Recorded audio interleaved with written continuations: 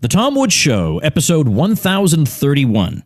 Prepare to set fire to the index card of allowable opinion. Your daily dose of liberty education starts here. The Tom Woods Show. Homeschooling parents, if you are running yourselves ragged, check out what I use for my own children, which is the Ron Paul curriculum. It's self-taught, so it's very, very easy on parents. And of course, it's the best education you could possibly imagine for your kids. And if you sign up through my link, you get $160 of free bonuses available nowhere else. My link is ronpaulhomeschool.com.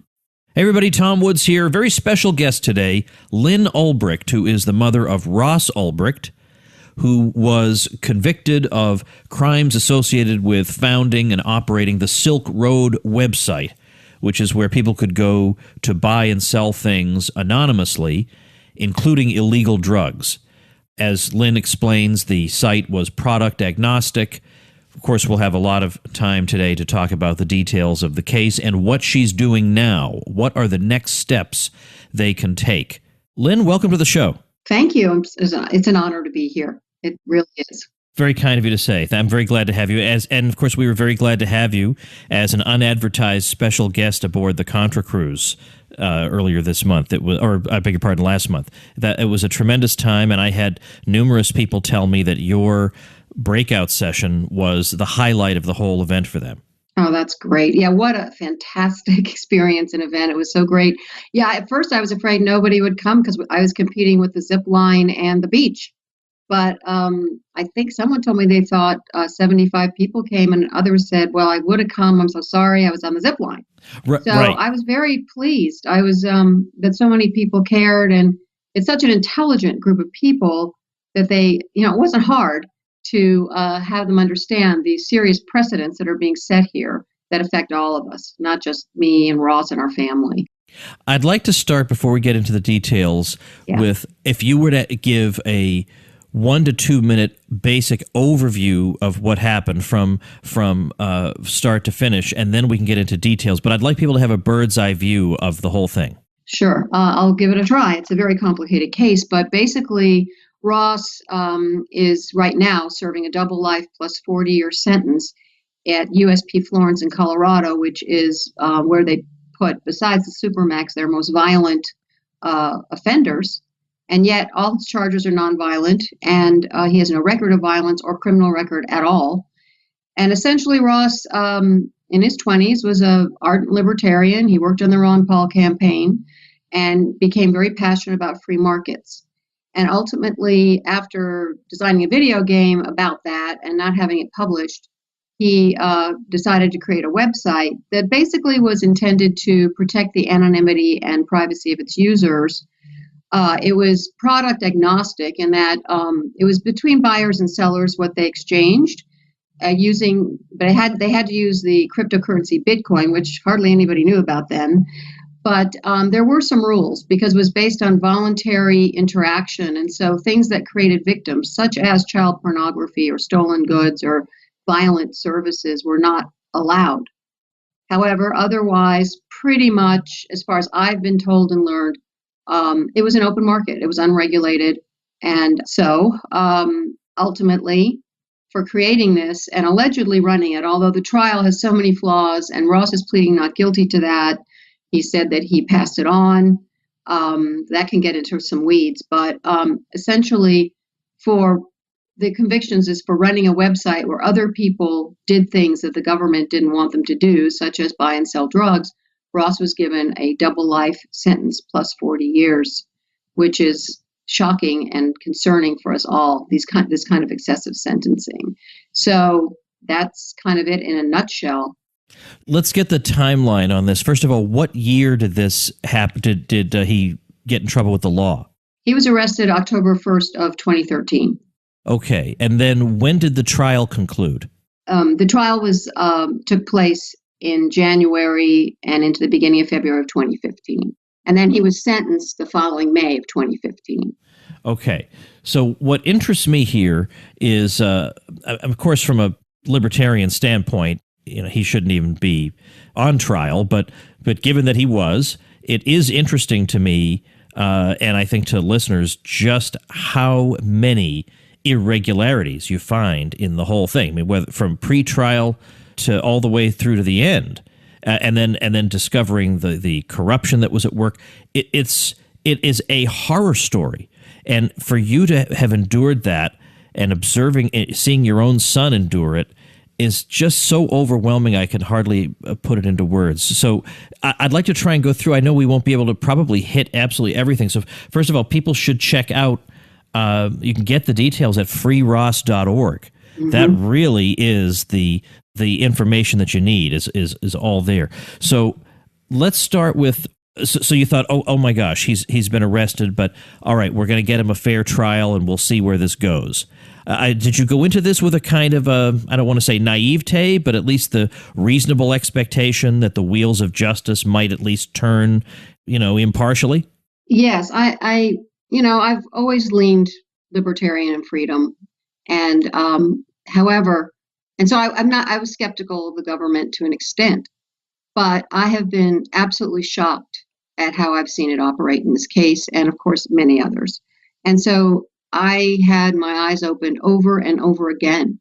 And I feel like what I've seen is so really concerning and frightening that everyone should care, because our justice system it's so broken, and so our constitutional protections are being so eroded, and there's so much unfairness that it really is shocking. And I've become a lot more skeptical and a lot more outraged, not only for Ross, but for so many.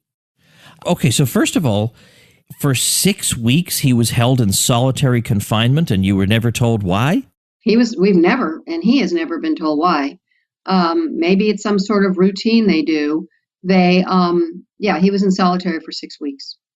And then they let him out only at the bail hearing, because the lawyers were saying, hey, he can't even talk to his lawyers.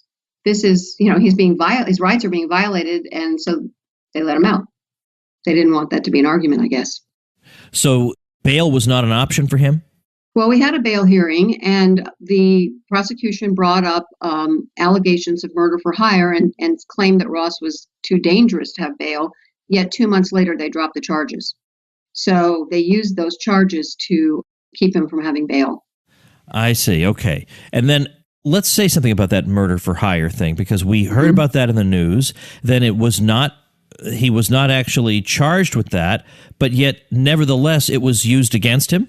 Well, to be clear, there is an indictment in Maryland that's been there for 4 years unprosecuted that includes murder for hire allegations based on the work of Karl Mark Force, a corrupt DEA agent who provided supposed evidence of Dread Pirate Roberts, who is the pseudonym of who was running the site. And so based on this evidence from a corrupt agent now in prison, Maryland has kept this indictment alive, or at least sitting there stagnant, for 4 years. All other charges were dropped, and it was never charged at trial, which of course brings up a lot of legal questions, because you have the right to face your accusers, you have the right to defend yourself at trial, you have the right to the protection of a jury hearing evidence. None of that happened about the murder for hire, and they dropped it. And yet at the sentencing, the judge referenced it and used it to justify her outrageous sentence. And the Second Circuit Appellate Court said, yes, the murder for hire did. Now, we might not have used it and we might not have allowed it, but it did, bolster the sentence. So essentially, they're using uncharged allegations that were never proven at trial, never brought before a jury, that Ross denies categorically, to put him in a cage for life. Now let's talk about for a minute the government's story that they tell in the case that they're trying to put forward about Ross and who he is. Their story about Ross leaves out, inconvenient facts, and it's a cartoon that they're telling. What is the government's narrative here in this case? Well, and the government had a very controlled narrative in the trial for the jury. For example, the only items allowed to be mentioned that were sold on Silk Road were drugs. And that is absolutely not true. It was a wide open marketplace that people sold art and books and raw milk and all kinds of things. But that was not permitted to be known to the jury. The jury was not allowed to know of Ross's libertarian beliefs or philosophy. It was a very carefully constructed narrative that was, and they were allowed to talk about the murder for hire without charging him with it. They said, we're not really charging him and no murders occurred, but he did it. Just take our word for it. And so they constructed a narrative that is of a ruthless kingpin who will do anything to defend his kingdom. And of course, Ross is the total opposite. And there's 100 letters on freeross.org from people who know Ross that they submitted to the judge, attesting to his character, his integrity, his compassion. And yet none of that was allowed to be known to the jury, only the very carefully controlled narrative by the prosecution. And also, by the way, the corrupt agents, that they even existed and had run of the site and the ability to do all kinds of nefarious things on the site, was not allowed to be known to the jury. They did not know those people existed.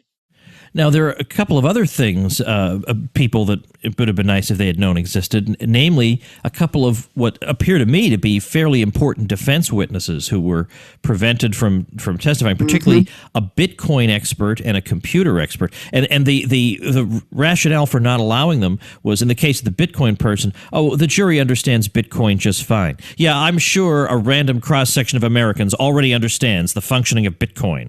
Well, I mean, it's absurd. It was one of the excuses. Look, the 10 out of 12 of the jury were over 40. Some of them understood some tech things. A lot of them had no clue even about technical internet issues, never mind Bitcoin.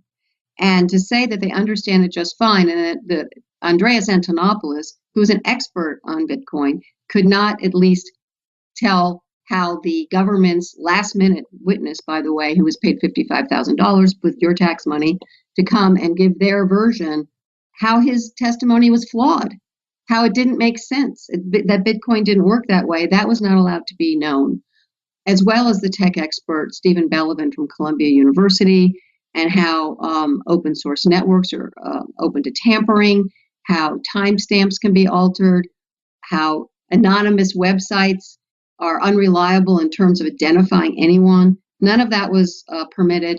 And the excuse for that was, well, this case doesn't require special technical knowledge. These are quotes in the transcript from this judge. So many things were blocked and carefully constructed for this trial, and which led to a sentence that is outrageous, beyond belief.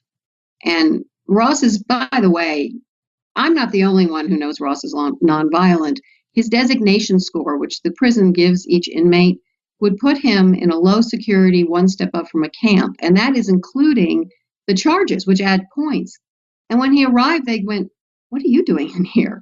And then they looked and said, "Oh, the sentence." Because any sentence over 30 years, someone is automatically put in with violent criminals. And so that's where they've put him, even though he's totally nonviolent, even by their measure. Well, let me ask you about that. I mean, what is it like for him in there? Well, Ross is he's the kind of guy who gets along with people. He really cares about people. He treats them as individuals. He's quite personable, and he's doing okay. He's got some concerns, because violence happens there. It just does. I've met wives already who, one of them, their husband was stabbed. The other one, he was beaten up and had to go to the hospital with concussion. Things happen in there. It's just the fact of life in a, maximum security prison. And he's doing okay now. And last I saw him, which was this past weekend, but I'm quite concerned about it. I mean, it's something on my mind all the time. Yeah, no doubt, no doubt. How often are you able to see him or speak to him? Well, it's all changed since he was moved to Colorado. It's actually better that way. And we're going to relocate to be able to see him often because we feel it's very important for him to have visitors. So many of these guys have no one. It's so sad because their families are far away and the Bureau of Prison doesn't take that into consideration where they put them. By the way, the people that decide where you go, they're called the hotel team. Oh, you can't make this stuff up, really. Yeah. But they have all kinds of it's a correctional quote unquote institute. And I'm like, no, it's more like a criminal manufacturing center. You go in and you might go in, fairly, peaceful. Hope, and Ross, of course, is. But, you have to survive, too. I mean, I'm not talking about Ross. I'm just saying in general. But anyway, we'll be able to visit him, or someone will, 3 days a week for 5 to 6 hours each day when we move. So that's a lot better, because it was only an hour a week in New York, because it was a transitional facility. Right. Okay. Well, I mean, that is something. The longest section on Free Ross that talks about the case itself is the blocked cross-examination section, which talks a lot about the actual proceedings of the trial. And there are a lot of details in here. But as you think back on it, were there especially egregious or outrageous moments or things that happened in the actual conduct of the trial? Not things like blocking the appearance of witnesses, but as it actually played out, what were the problems? Well, yeah, I mean, the third day of the trial, the DHS agent at the core of the investigation, Jared Duryagan, had been questioned by the government for a couple of days. And then the cross-examination by the defense happened, and it was coming out through the government's own witness, Jared Duryagan, a DHS agent, with their own evidence, that he, first of all, believed there were many DPRs, that he believed that another person was DPR, Mark Karpeles, and was going into that. He talked about how he had gotten a subpoena for Mark Karpeles' Gmail account, that he had probable cause to believe he was Dread Pirate Roberts, and that what happened was his investigation was undermined by Maryland, where the corrupt agents resided, and that DHS Maryland had a meeting with Karpeles' lawyers, because he was pursuing Karpeles, and Karpeles' lawyers said, hey, we'll give you a deal. You back off our client, Karpeles, and we'll give you DPR's name. And out of the blue, 2 weeks later, Ross was arrested. And what happened was the prosecution, this was all coming out in cross-examination, the prosecution leaped up and objected and even argued with the judge, because she's like, well, this is valid. This is an alternate perpetrator. This is what defense does. And she shut down the whole thing for the day. And after a long weekend, she came back. We all came back. And she said, no, anything about Mark Karpeles is off limits. The jury is instructed to forget anything they heard about it. It's out of the record, and you may not reference it at all going forward. And then she said, I'm going to flag everywhere the prosecution should have objected to the cross-examination and sustain it retroactively, which I've never even heard of. Wow. Yep. It's all in the transcripts, and I'm going to be getting all those up and commented on, soon, because it's, but they're available publicly. It's shocking. I've had people who go to trials regularly, and they said they had never seen anything like it. How much time passed between when he was found guilty and the sentencing? Okay, so he's convicted at that, February 4th of 2015, and his sentencing was, I believe, on the May 29th of 2015. All right, so those must have been a few very difficult months also. Oh, yeah. I was just wondering, with all these different scenarios running through your mind. Yeah, I mean, I'm always hopeful I really, frankly, Ross said to me, I think she's going to give me life. And I said, she won't give you life. There's no violence. I mean, when I was growing up, you didn't get life unless you were a mass murderer who was a real danger. And he said, I think she might. And I just really didn't believe it. But she did. And double life, just in case. Plus 40 years, just in case. It made headlines around the world. People were shocked. And in fact, some commenters on Reason.com said some very negative things about her. And the government issued a grand jury subpoena to Reason to get those people's names, presumably so they could go after those people. Wow. And issued a gag order on Reason. And Reason, I think, resisted and stood up to them. But ultimately, they dropped it. But this was, a big First Amendment issue. But they didn't like those comments about this sentence. That is unbelievable. I mean, you find yourself saying that over and over and over again about everything you hear in this case. So why do you think they went out of their, because obviously if there are one or two irregularities, well, it's the government and you got to expect that. But this is shot through with Yeah. and to call them irregularities is even to be too kind. And then, of course, the severity of the sentence. What do you think is the why of this? Yeah, I've thought about that a lot, and I don't think it's drugs. I don't think that because, first of all, the person, Blake Benthal, who started Silk Road 2, which was a copycat exact thing, except bigger per month sales than Silk Road of drugs, he's free. He got out in 2014. I don't know if he even did any time. I'm not sure why, but he's free. So if they think Ross is so dangerous, why is he free? And not that I think he shouldn't be, but it's also every drug offender who actually sold drugs, which Ross did, is not convicted of. The worst sentence was 10 years, and it goes down from there. So I'm pretty sure it's not about drugs. I believe that since Chuck Schumer was the impetus behind this whole thing, and he was on the Senate Finance Committee and the Banking and Housing and Urban Affairs Committee, so very much involved with banking and finance, I think Bitcoin was very alarming to them. I don't think they liked having an alternative currency out of their control. And also, I think Tor and the privacy aspect of the internet was very alarming. They even said in their papers and Ross's, in some of their motions, they said, anyone who uses Tor has criminal intent. They're very much concerned about privacy. They don't want privacy on the internet. And I think they even said with the sentencing, they go, because you were the first to use the internet, quote, in this way, you have to take the brunt for everyone who's done it since. They also claim it was a deterrent. Of course, it's had the opposite effect. There's more darknet markets that have much fewer restrictions than Silk Road did out there. But I believe it's to set an example. He's kind of like the spike, the head on the spike of the medieval castle. It's up there and goes, this will happen to you. It didn't work. And I think it's about Bitcoin and Tor and internet privacy. I don't think it's about drugs at all. Tell me about the appeal, because there was an attempt to appeal the sentence and it was not successful. No. And, the appeal from the Second Circuit, I don't think they really liked the sentence. At least that was my impression from the oral arguments.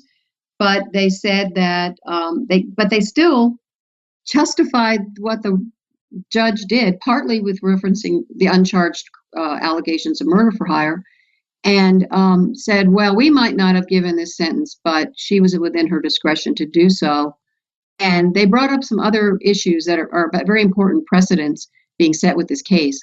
One is the use of general warrants to search Ross's laptop, which are the kind of warrants we fought the Revolutionary War over and wrote the Fourth Amendment over, as well as the use of warrantless pen, register, and trap and trace devices, which they basically punted it to the Supreme Court and said, hey, we can't rule on this. The Supreme Court needs to change this if they want to change things. It's based on the third-party doctrine that was ruled on 4 decades ago, based on the dial telephone. And basically, the government has free reign on surveillance because of this third-party doctrine, when in actuality, of course, they have access to a whole lot more information than they would with a dial telephone, but it continues to be the law until it's changed. There were other issues that were brought up as well, the sentence, but they, again, said it was within her discretion and we can't change the law. The sentencing laws need to be changed. And, I will be working on all of that, but it takes time. In the meantime, not only is Ross serving life, but there are 17,000 nonviolent people in the prisons now serving life sentences. And this has quintupled since the 80s. It didn't used to be that life sentences were quite so prolific. And this is a real concern. I mean, life sentences now are given for all kinds of things. And then if you add virtual life sentences where someone's going to die in there at such a long sentence, you're talking over 200,000 nonviolent people. So they're filling the prisons to overflowing with nonviolent offenders. Over 60% of the prisons now are nonviolent, mostly drug offenders. Now that the appeal is over, let me just be blunt. What is there that you can do at this point? Oh, well, the next step in the system is you petition the Supreme Court. So that's what Ross and his team are going to do. We're going to petition the Supreme Court. Wow. That's the next step. You start running out of options, but we're not going to give up. Not only for him, but, there's very important issues at stake. And I've got a whole list of precedents that are potentially being set here that should concern everybody. I don't know if we have time to just touch on them, but I've touched on a few. But one of the things I think should be of interest to libertarians is that the judge used Ross's philosophy, his political philosophy, as justification for this sentence. She said, "We know you started the site for philosophical reasons, and I'm just not sure you've given that philosophy up.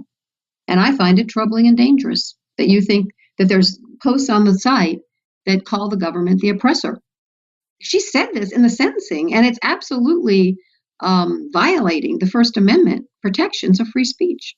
Yeah, And that's outrageous. That's another outrageous thing. It is. It's opening the door for political prisoners to be sentenced in this country. Well, then tell us what you would like us to do. What can we do? Well, we have freeross.org. Of course, all of this is very expensive because that's one way the government blocks people from finding justice and crushes them. We've had a lot of wonderful support. We've been able to get this far. You were so kindly, as well as Bob Murphy and many others, were on the Free Ross-a-thon. We raised enough money to keep going here. And so that's always helpful. There's lots of ways on our site to contribute, including a tax-deductible option to a group that supports political prisoners. So that's one way. There's an action page there. I'm an older woman who's been thrust into this tech world. I'm learning, but it's like learning a foreign language. And I can always use help, volunteer help, and also contacts, because, what do you do after the Supreme Court? Well, you seek help in Washington. I want to go to Washington and knock on doors of Congress people, and any kind of help or opening a door or getting me an audience or any of that, any kind of contacts would really be good. I spoke briefly to Mike Lee, Senator Mike Lee, at Freedom Fest, and he said, I asked him a question about, what can I do? And he said, statistics, they're hard to relate to, but you're someone who's credible. Congress needs to see your face and hear your story. And I'm like, okay, that's what I need to get the attention of the people who can actually change things. And unfortunately, we are somewhat constrained, not losing sight of the moral issues here of putting people in cages for, basically victimless crimes. But as well, though, being practical, that we need to get some help from, Congress, the government. I think what Michael Bolden's doing, that he talked about on this cruise, was so good. The 10th Amendment issue, the states, and talking to states about taking a stand against this expanding federal government that's becoming more and more draconian. So freeross.org is where to go. As I said, this must be. I mean, geez, I've got 5 girls, and I would just I know. Well, I don't know the pain that you're feeling, but at least I'm on the wavelength where I could imagine it. Yeah, it is. It's very, very tough, emotionally, physically, mentally, all of that. Ross is worth fighting for. He's a good person. He's really quite an exceptional person, and I love him very deeply. And I can't just not do anything, right? And it's kind of opened up. It's taken on a life of its own, especially as I meet other families who are suffering and hear other stories and see the abuses. And so it's become a greater cause as well, to speak out not only for us, but for them. It has taken its toll. I won't deny that. But it's also, I see it as an opportunity and really almost a duty I've been put in this position, foisted into it. But at the same time, I feel like it's for a reason. And I do ultimately see this fight for our freedoms worldwide as a battle of good and evil. I do see it that way, and that we all need to step up and do what we can, or we're going to lose it. Well, listen, after we go off the air, I'm going to ask you a quick thing about somebody maybe you know and see if there's anything we can do to help. But anyway, listen, Sure. This is a message to the listeners here. I recommend a lot of websites. We talk a lot about, I talk about a guest's website, and I say, if you want to learn more, you should go here. But this time I really, really, really super duper mean it, that you really should go to freeross.org and read about this. And as we've said, this is about more than just one person, as valuable as that person is.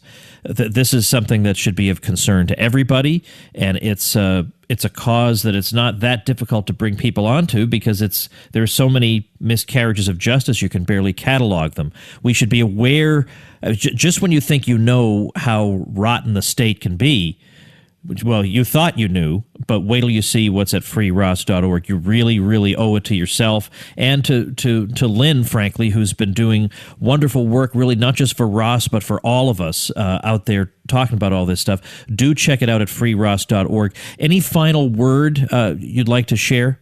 Well, thank you so much for that, Tom. The support of people like you and others has brought us to this point. We couldn't do it without that support. And I do believe we're at a tipping point in history. I think the courts are grappling with a lot of this 20th century law being applied to the digital age, and they're trying to figure it out. And the results of cases like this, which are going to set precedent, is going to impact all of us going forward. We're either going to, this crossroads in history, we're going to take either the way towards more government intrusion and oppression and control, or the other way towards more innovation and freedom. And it's happening right now at the crux of that crossroads in the courts. And so it is an important case. And we're going to do everything we can to, push back on losing our constitutional protections and putting people in cages for victimless crimes.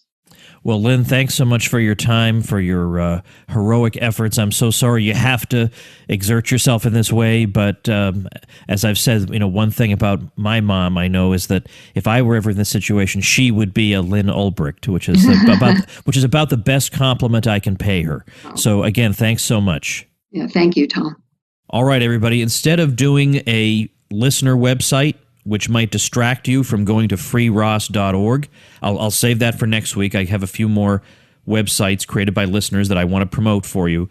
But today, I really want you to go to freeross.org, and I don't want to do anything that would distract you from that. So your assignment for the weekend is freeross.org. Check that out, and I'll see you next week. Become a smarter libertarian in just 30 minutes a day. Visit TomWoods.com to subscribe to the show for free, and we'll see you next time.